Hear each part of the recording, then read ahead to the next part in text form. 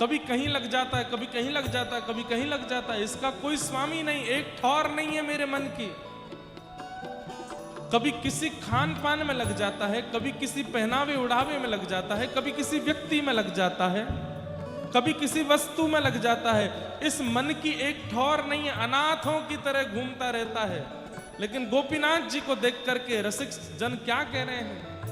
सरस माधुरी निरख नैन छवि, सब विधि भई सनाथ। अब मेरे मन को नाथ मिल गए हैं, अब मेरा मन अनाथ नहीं है, सब जगह नहीं भटकेगा, एक अकेला इनके चरणों में रहेगा।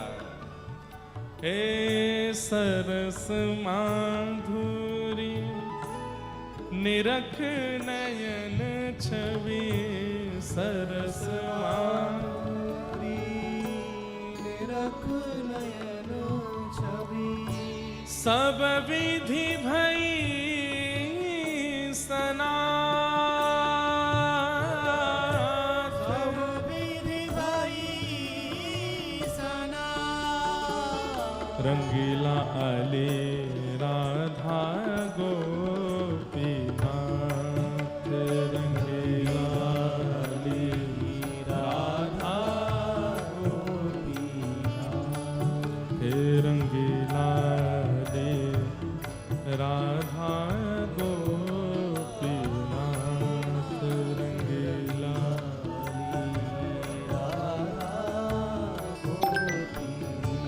राधा गोपीनाथ,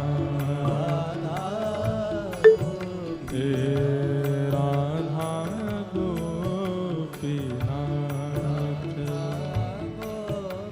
श्री राधा गोपीनाथ की जय।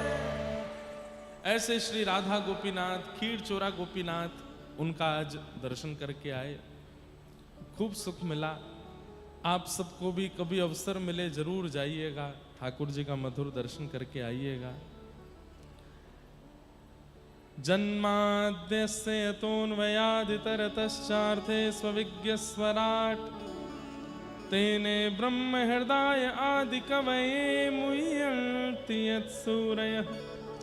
तेजो वारि मृदां यथा विनिमयो यत्र तृषगो मृषा, धाम्ना स्वेन सदा निरस्तकुहकं सत्यं परं धीमहि। अच्छा, हमारी प्रार्थना, जितने भी आगे कैमरामैन हैं, जो भी इस रेलिंग के आगे घूम रहे हैं फिर रहे हैं, सबसे अब हमारी बिल्कुल हाथ जोड़ के प्रार्थना, सब बैठ जाएं, कोई भी घूमे ना। अगर हिंदी में ना समझ पाए हों तो इनको उड़िया में कोई समझा दो आके। हाँ, अब कोई भी आगे नहीं आवे, और जो कैमरामैन है वो भी बात ना करें, सब लोग बैठ जाएं। सब बैठ कर के केवल पीछे आपके हजारों लोग बैठे हैं, उन सबका ध्यान भटकता है। और बीच में भी एक लाला खड़ो है खंबा की तरह, वो बैठ जाए गरुण जी की तरह। हाँ, तुम्हारे कारण देखो कितनों को हम नहीं देख पा रहे हैं, बैठ जाओ। सब जो हो जाना चाहिए 12 से 4 के बीच में, सब व्यवस्था प्रमुख आके यहाँ सब काम कर दिया करो। 4 बजे के बाद यहाँ कुछ नहीं होना चाहिए, केवल कथा होनी चाहिए। जन्माद्यस्य यतोऽन्वयादितरतः, श्रीमद् भागवत जी का प्रथम श्लोक। ठाकुर जी जन्म मरण आदि आदि जो मानवों के कर्म हैं, इन सब में कभी ठाकुर जी नहीं आते, वे इन सब से इतर हैं, वे इन सब से इतर हैं।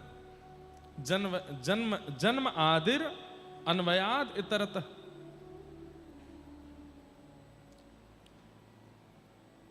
लेकिन कई लोग एक कथा सुनाते हैं जगन्नाथ जी को लेकर के कि भगवान श्री कृष्ण का लीला गमन के बाद में संस्कार कर दिया, उनका हृदय समुद्र में बहता बहता यहाँ आ गया, उसी को जगन्नाथ जी के अंदर लगा दिया गया। हमको अगर ये कोई प्रमाणित करके बता दे कि ये कहीं लिखा है, हमने तो आज तक कभी सुना नहीं और ना ये कथा कहीं है।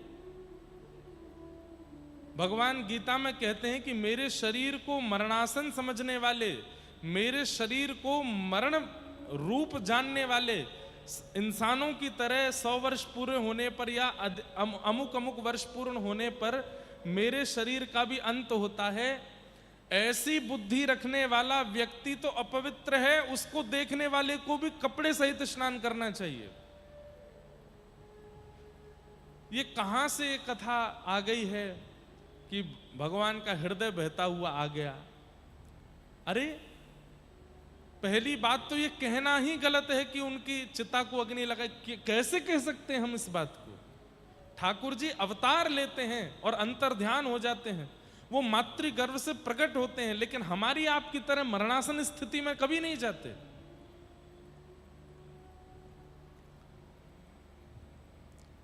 श्री जगन्नाथ महाप्रभु के, श्री बलभद्र जी के, सुभद्रा जी के पावन दारू ब्रह्म के विग्रह में जीवित शालिग्राम जी विराजमान है। और रही बात हृदय की, तो केवल जगन्नाथ जी के भीतर ही हृदय थोड़ी है। जितने भी ठाकुर भारतवर्ष में विराजमान सबके अंदर हृदय है। बिहारी जी में भी हृदय है, राधा रमण जी में भी हृदय है, राधा वल्लभ जी में भी हृदय है, हमारे गिरिराज जी तो साक्षात हृदय ही हैं। पर इस बात को इस तरीके से नहीं कहना चाहिए कि वो हृदय ऐसे निकल करके बहता हुआ आया ना, ये उचित नहीं है। और इसको कई लोग प्रमाणित करने लगे हैं, कई फिल्म जगत के लोग, कई और भी लोग इसको इसके ऊपर खूब बनाने लगे हैं, पिक्चर वगैरह भी। नहीं, ये उचित नहीं है। भगवान कौन है?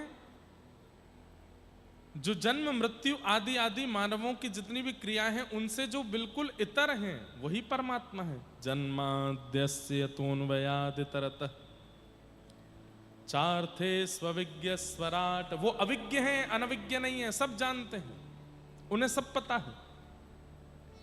उनके सामने कौन किस रूप से गया है, किस भाव से गया है, किस पीड़ा से गया है, उन्हें सब पता है। मैं कथाओं में कहा करता हूं कि महाप्रभु जगन्नाथ जी के नेत्रों में पलक नहीं है। क्यों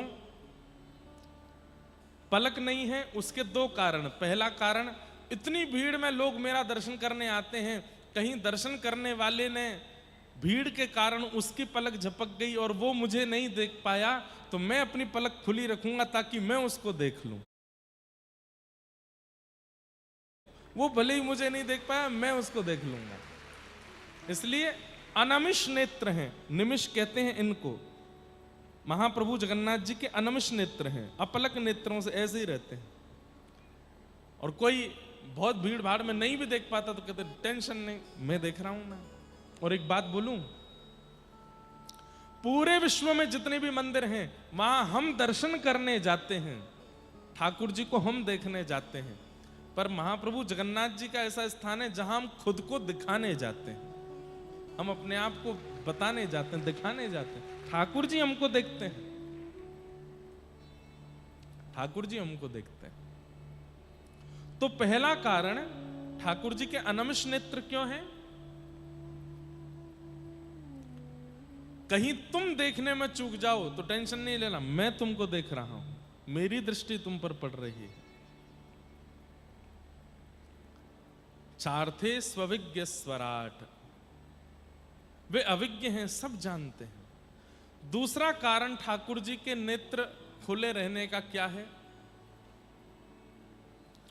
कई बार हम जब ठाकुर जी के सन्मुख जाते हैं इतने भावुक हो जाते हैं, इतनी सारी भावनाएं मन में आने लग जाती